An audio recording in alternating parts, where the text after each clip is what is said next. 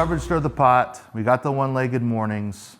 Now I want to show you suitcase carries, just to make sure that you're nice and locked in and rigid, because we use that same form. It all starts here.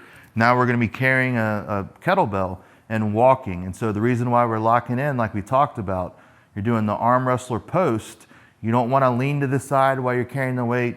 That's why these are superior to farmer's walks in some ways, because you're really locking in.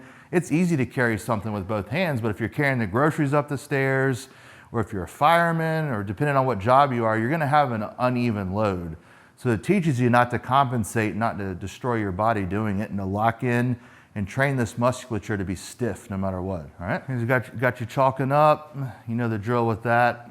And this isn't going to be a heavy enough weight where it's going to want to slip out of your hands.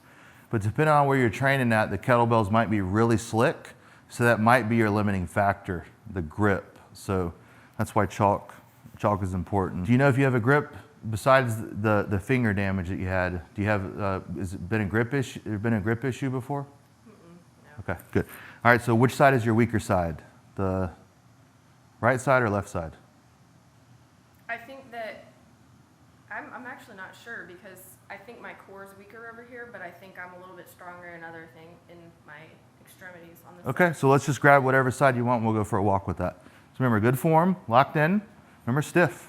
You're not locked in. There you go. Good. All right, let's go for a walk. All right, come on down towards me. Is it burning yet? A little bit. Good. So grip's not a weakness. The core's a little tired, which is understandable. Okay. I want you to switch hands, but remain stiff. Remain stiff. Good. Get a little bit of a break with that side. Keep going. Now you can walk a little bit faster. Burning. Good. Compensating more on this side. As in how? I'm leaning more. All right, set it down. Good form. Good. Now walk it off for a minute. All right, so whenever you feel yourself leaning, make sure you correct that and stay locked in. Don't let yourself lean. Now, on that side, you're going to feel like you're leaning a little bit because you naturally have weight there. Just don't let yourself get tilted like this. Make sure you're compensating and locking in this oblique and this whole side. So when you're carrying something in one hand and you're walking, you're challenging your hip flexors, obviously. Have you ever seen the people do the belt squat marches when they're on the belt squat and they just sit there marching forever? I've never done those. I think the farmer's carries and suitcase carries are superior because you're actually testing your grip instead of being stapled down to a belt squat. But nonetheless, it accomplishes the same thing with frontal plane athleticism.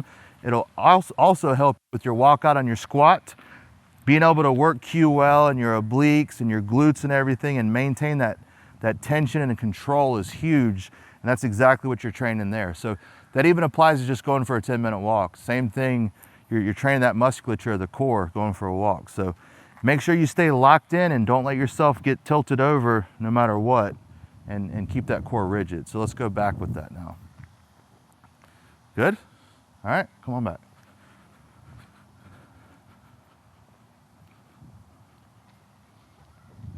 You can walk faster.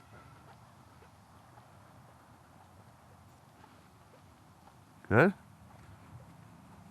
Burning. Now power breathe a little bit so you can walk faster. Keep that core rigid.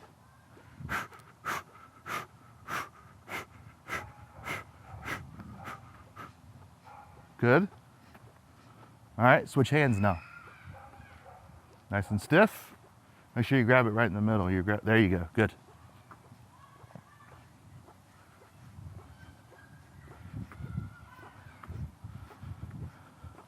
All right, you can set that down now, it's perfect. Good form, good.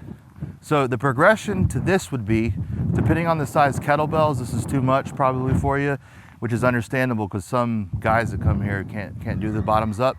But the bottoms up carry is the progression of that. So once you master the suitcase carry with a certain weight, then you can flip it up and hold and then go for a walk. And so this requires even more core control, right, to do this, because if you have any looseness, it's going to want to come through the grip. So it's a grip worker even more, and it's a core worker. Okay, so let's go back. Let's go back inside, but stay nice and rigid, and let's walk pretty fast with it. Good?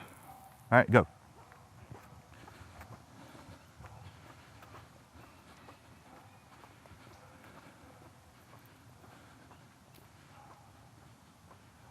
Good. That exercise, along with stir the pot, along with the big three, those are irreplaceable core exercises that, man, you're going to see a whole bunch of increase in your power just by doing that, because proximal stiffness leads to distal athleticism. So the more stiff you can lock in your core when you're doing something, the more control you're going to have over your limbs, the more power you're going to be able to push through your limbs. So think about the difference between a loose squat, right? Loose, you got no power, but if it's stiff, you got no energy leakages and you're just driving your hips right up. The problem becomes when you try to mobilize something and try to be stiff at the same time. That's the problem, because you see how that works now on the squat. You're super mobile, it works against being stiff.